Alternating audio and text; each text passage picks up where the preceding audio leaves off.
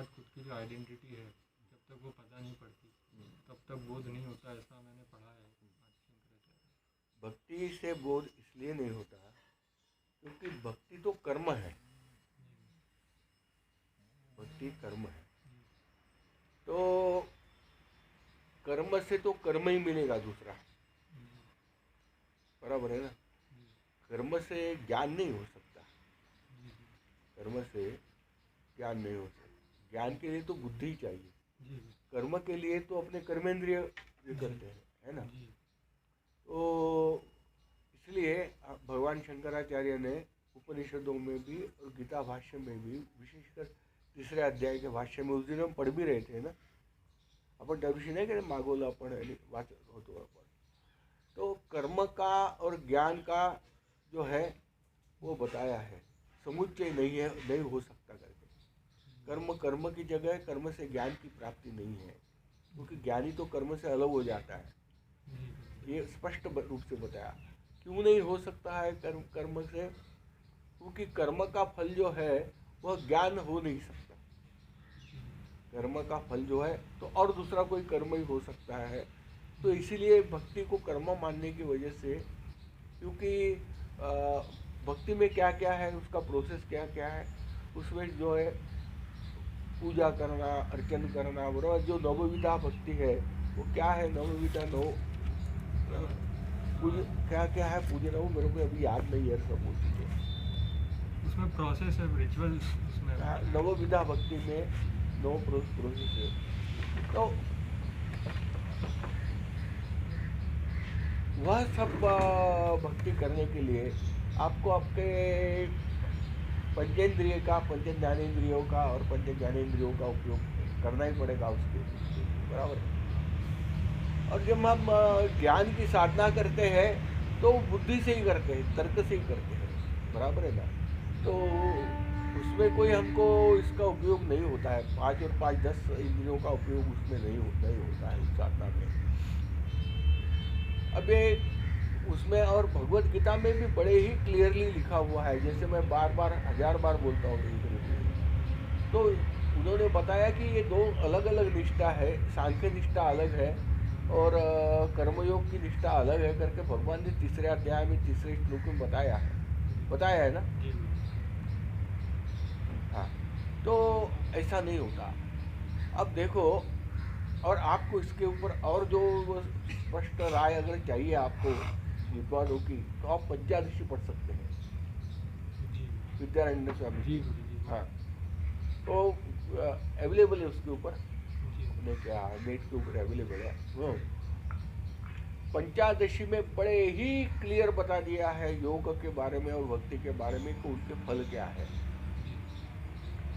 तो क्या होता है कि पुराणों का लिखने का, क्योंकि पुराण भी तो व्यास मुनि ने लिखे हुए हैं। अच्छा, फिर व्यास मुनि ने ही सब चारों वेदों को जो है अलग अलग किया, इकट्ठा किया, बराबर है। फिर उत्तर मीमांसा शास्त्र है वो भी व्यास जी का है, व्यासोच्छिष्टम जगत सर्व उन्हीं का सब है। तो ये तो पुराणों में ये नहीं कि भाई व्यास जी जानते ही नहीं थे आत्मज्ञान, वो तो बात नहीं है।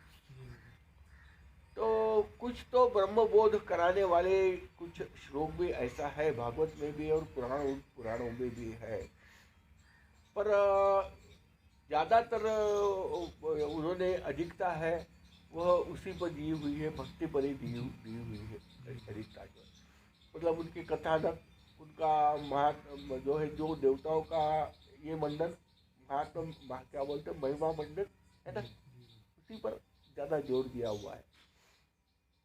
अब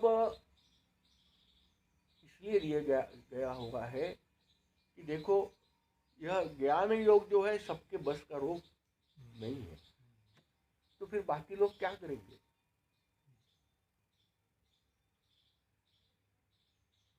सभी ज्ञान योगी तो बन नहीं सकते, बहुत कठिन है ये तो जो है। इसीलिए तो आज हमको जो यहाँ दिखता है कि भाई लोग यहाँ आते नहीं है, बहुत से डोनेशन नहीं मिलती। जैसे कि मैं अगर दादा महाराज को फॉलो करके दत्तात्रेय संप्रदाय करता या मैं भी दूसरा संप्रदाय करता तो हजारों मेरे डिवोटीज हो जाते, क्या प्रॉब्लम है ना।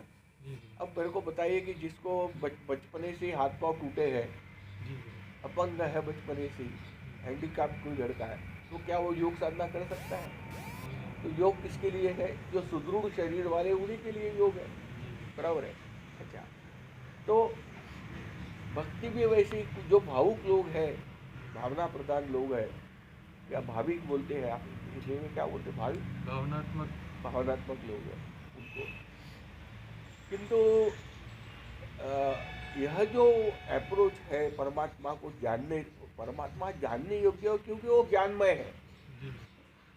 परमात्मा जानने योग्य है इसलिए ज्ञानमय है। जब ज्ञानमय है तो ज्ञानमय तो बुद्धि से ही प्राप्त होगा। हाथ पांव चला के तो ज्ञान नहीं होने वाला, तो प्राप्त होने वाला नहीं है। ये बड़ी क्लियर कट आइडिया है। किंतु सभी भगवान शंकराचार्य ने सभी को जो है उपलब्ध हो यह अध्यात्म का मार्ग, कम से कम कुछ नहीं तो चित्त शुद्धि तो, कुछ नहीं तो ईश्वर का नाम स्मरण करने से उनके आचरण में पावित्रत्व आ जाए। यह सब रखते हुए हमारे ऋषि मुनियों ने यह सब योग बोलो उसकी रचना की है, भक्ति मार्ग की रचना की है। और बिल्कुल ही गए गुजरे हैं बुद्धि से, उनके लिए फिर तंत्र मंत्र भी है, नहीं क्या? कारण मारण क्या है, क्या उसको उच्चाटन और वशीकरण, ये सब क्या है? तो वो भी तंत्र में मंत्र सब करते ही है ना। तो अब देखो, भगवान शंकराचार्य इतना वेदांत उन्होंने बोलने के बावजूद भी खुद उन्होंने देवी की पूजा भी, अयगिरी नंदिनी वो लिखा है उन्होंने, देवी की पूजा भी लिखी है। सौंदर्य लहरी में तो है यंत्र तंत्र मंत्र सब है इसमें, है ना।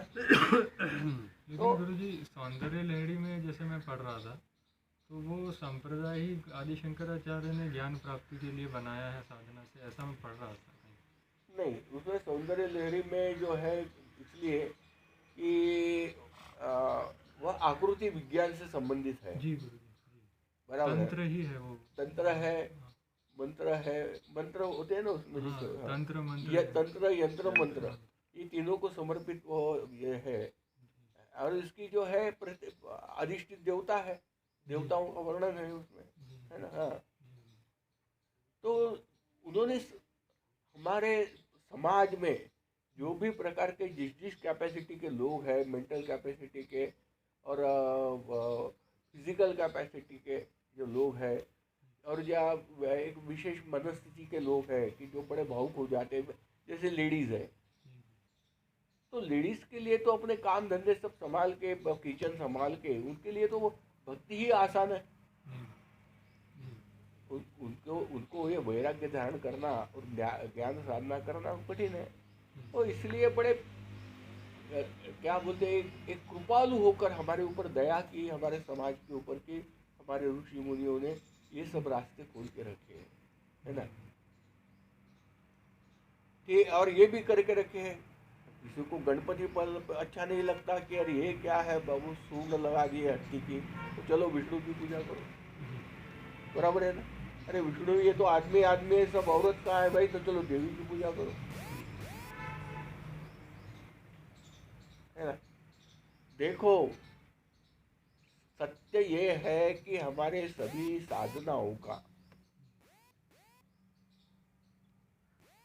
चाहे किसी मार्ग में, एक ही मतलब है, आपका प्रपंच से, सांसारिक चीजों से आपका मन हटाने का।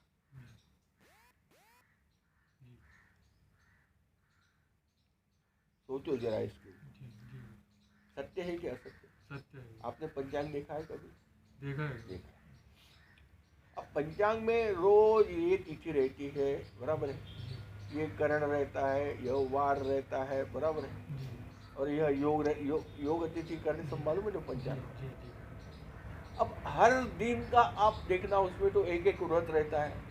आज क्या है तो यम पूजन करो, आज क्या है तो नदी में जाके जो है अक्षता डालो, आज क्या है तो घास का पूजन, हर रोज के पूजन लिखे हुए रहते, देखा? जी देखा।